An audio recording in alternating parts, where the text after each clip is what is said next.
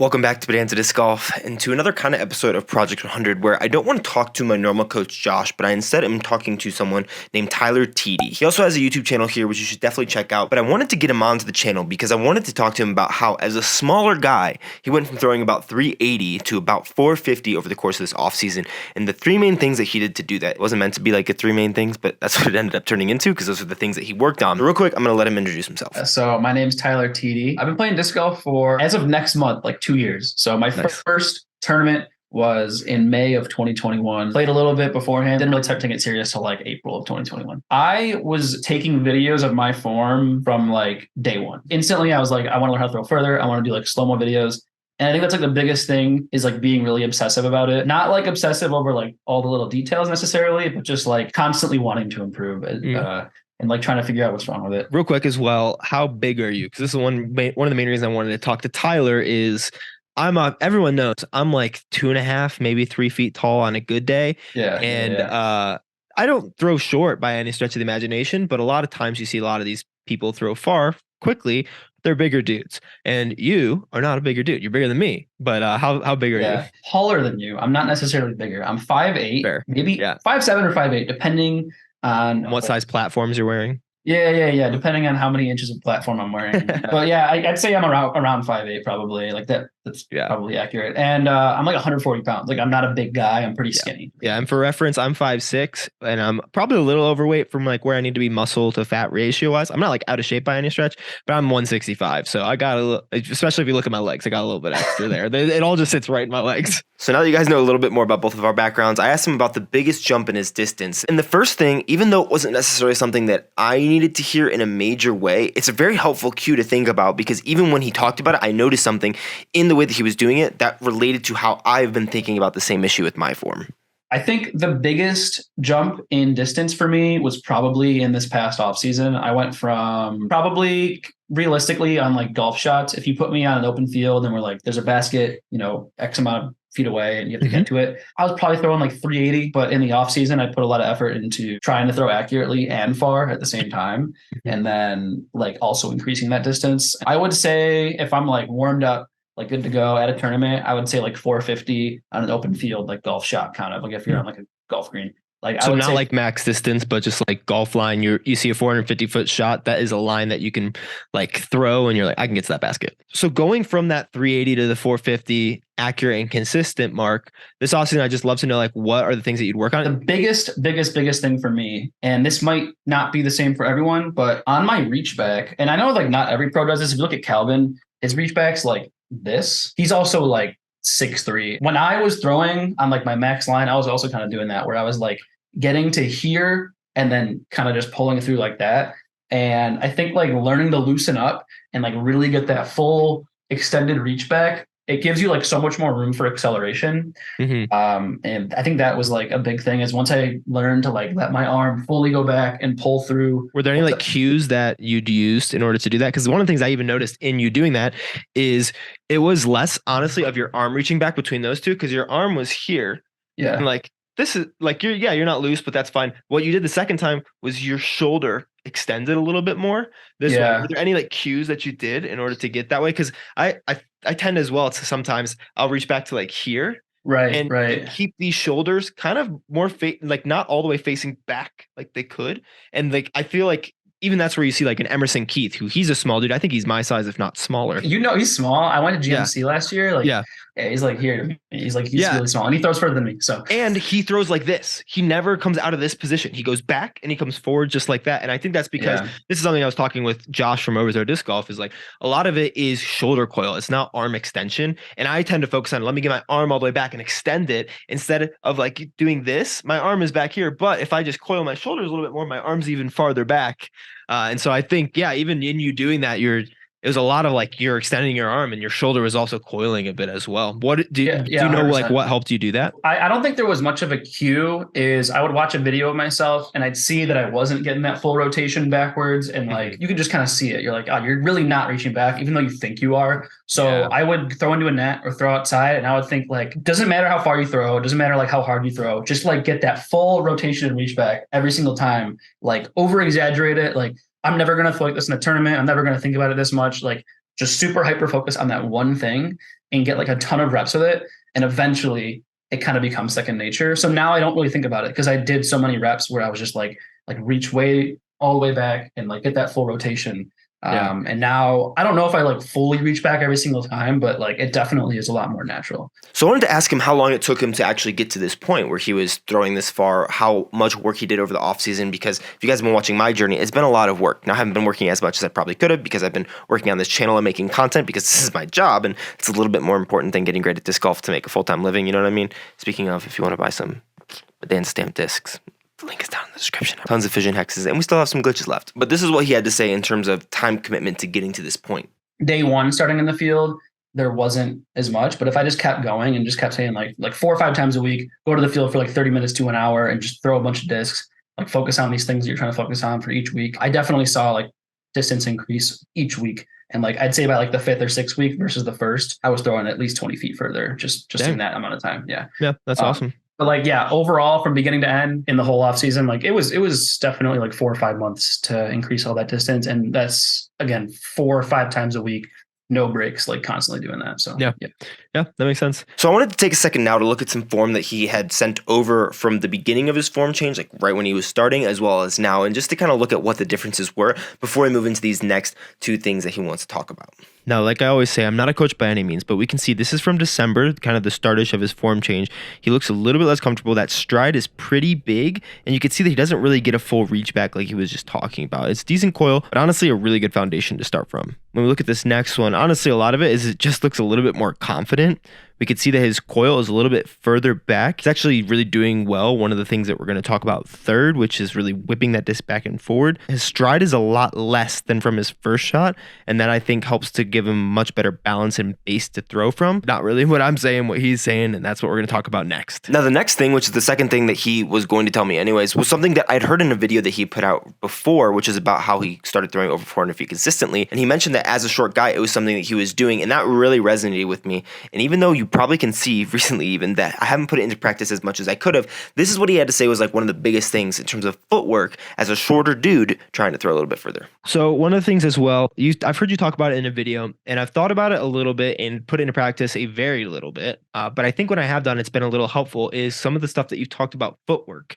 And especially, I remember you mentioned this as saying like, hey, I'm a smaller guy and I see all these people stride so much, but I'm focused on having a shorter step, or like your last step. Is that something that you still think about a little bit, or like what brought you to that conclusion, and how does that work? Because I think that was probably one of the things that might help me the most. This is something I realized, and I don't know if someone told me or if I realized myself, but if you look at these guys who you're trying to model your form after, like, I mean, how tall is Simon or Eagle? Like, you're like what, like 6'3", like Big Germ's like 6'5" or something. Yeah, like so when you watch like Simon do like a normal throw and his feet are like super far apart, or like Eagle does this a lot, is he really has like a big last step. And that's just because he's super tall and his legs are super long, so he can do that. I was also doing the same thing and stepping about just as far, but I'm like half a foot, if not more, like shorter than them. Mm-hmm. So I was like having less balance. And when you think about it, you want to plant your foot and you want all of that momentum to go like back basically through your arm and like get that to all go like through your body. And you're not going to be able to transfer that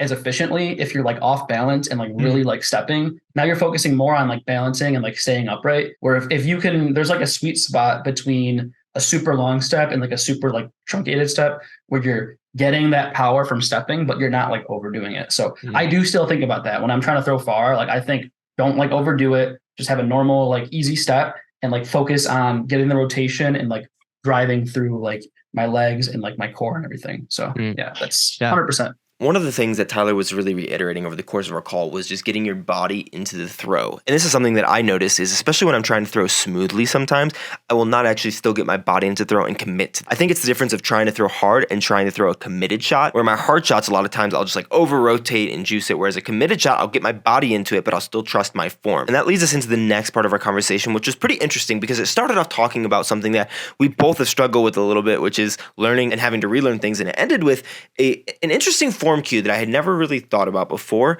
but might work for somebody out there, maybe even including me. But when I went and tried to put it into practice, it didn't really work out too well personally, but obviously worked for him. And this is one of the things that he credits to getting him to that 450 consistent point.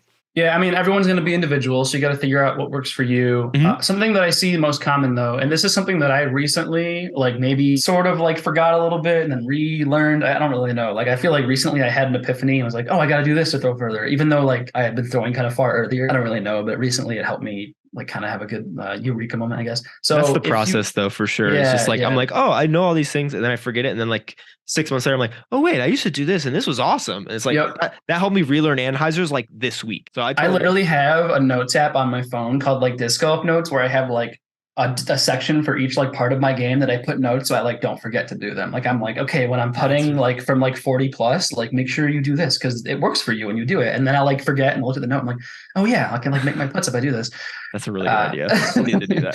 So yeah, I realized this recently. I was watching, so I'm from Rochester. In 2014, they had a bunch of pros come for the Rochester Flying Disc Open. I think Feldberg won it, but Simon went into a playoff with him and he played really well at one of my local courses, like 15 minutes from my apartment. So I like to watch that video like every couple months just to kind of like gauge like, all right, here's like the best player at the tournament that played here of the pros. Like this is how you play. Let's, compare that to how I'm playing.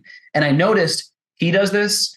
And like Kyle Klein does this now. They do this thing where the disc is kind of here the whole time. And I'm gonna take my headphones off so I don't really hear you. But so they do this thing where their disc is kind of like here the whole time. And it's just this one quick little motion where it's like step and then reach back and go forward. Where I think before I was kind of like reaching and then pulling through, but it's really just this one like quick little motion where you get to here where you step. And then it's just, you just like your arm's super loose and it's just back and then whip forward. It's so easy to do that when you're just standing there with no disc in your hand. But when you go and try to throw, like you have a disc, it just feels different. And like really thinking like, all right, just stay super loose. And then when I step, just do that, bam, that motion right there. Like I really just thought about that. And it's hard. I'm probably not doing it justice, like doing it in my office in front of my camera, but if you go and watch those videos, Kyle Klein, like Simon throwing when he was younger. Yeah.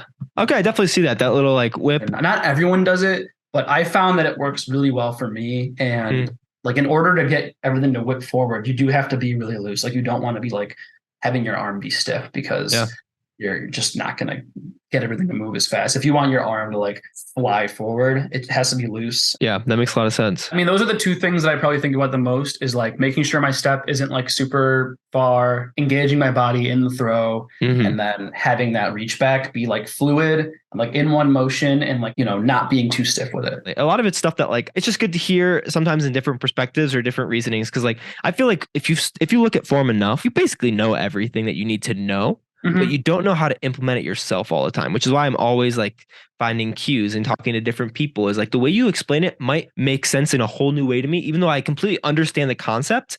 It just clicks for some reason. And so that's why I like having people like you on who do throw far to just chat about this and be things that like I can continue working on. Cause I have literally a month from today is if I get off the wait list, is going to be my first tournament. I'm not sad about how far I'm throwing, but I definitely think that I'm going to be working on my form throughout this whole season. Unfortunately, definitely wanting to have at least a foundation that like, okay, I know what a good throw is, so I can diagnose it in between tournaments and like during the tournament. And like my base is good now. I just need to figure out a good throw every time that I throw. I do want to talk about one more thing actually, because this was, and if you will watch my video I just did on the, my recent tournament, this was like, this was really, really helpful in helping me like succeed at that tournament. I'm a huge fan of simplifying your throw, like even on like max distance shots, like it should feel simple. And I think that was a big issue that I ran into before. I was trying to overcomplicate things. I was like, all right, my step has to do this. My reach back has to do this. I have to rotate at this point, hit the power pocket here. Like if you're trying to think of all those things while you're throwing, you're going to mess up and it's going to be bad. Obviously, when you're practicing, you do want to think of them, but you should never have any of those thoughts ever in a tournament. Like this should never cross your mind. If you are throwing poorly in a tournament, then that's the tournament you showed up to and that's how you're going to play it. Like you're not going to fix it during the tournament. That was a big thing for me, was like trusting that I put in the work and that I can do it. And like you will execute if you've done the work and you just like trust it. Yeah. Any final parting thoughts? You want to plug yourself real fast? Got a great channel. Let's get him to 1,000 subscribers. Come get into that monetization mark. Got a lot of tournaments coming up. I'm playing like a crazy amount of tournaments this year. Mostly YouTube. I do like a little bit of TikTok and Instagram, but I appreciate you being on. Go check out his channel. I'll go do some field work. So I wanted to give a big shout out to Tyler for being on the channel. So please go ahead and subscribe to him right over here. I definitely am going to be putting some of these things into action, especially thinking about that last step, because I notice when I throw that my pull through starts happening before my heel is into the ground and I'm bracing into it. And so by shortening up that last step and keeping everything else the same, that'll just make that step happen faster, meaning I'm bracing into it more, meaning that everything else is a little bit more properly timed and hopefully adding a little bit of distance, even though my distance has increased a little bit. Even since this call, just working on some things, actually slowing down, everything is starting to come together. So big thank you guys for you all who are watching this channel. 2 weeks from tomorrow is when I'm supposed to start my tournament season. So a little bit nerve-wracking on that front, but subscribe if you want to continue following along the journey of me trying to cash at a Pro Tour event. Subscribe to him because he's also has the similar goal. And the best way to support me if you want is to buy some of my Shattered Van Stamp discs. This is the last run of Shattered Van Stamps. After this, completely gone. We will have some new stamps, probably in slightly smaller runs that will be a little bit more limited just because I want to play more, hopefully make more videos and not worry too much about the sales aspect. So if you want to help me by buying out all this stuff, that'd be really helpful as I get into my tournament season. But no matter what, your viewership means so much to me. Thank you so much for spending your time. If you want to check out the last video of me working on some form stuff and a lot of things that I've learned, check it out right down there. Okay, love you. Bye.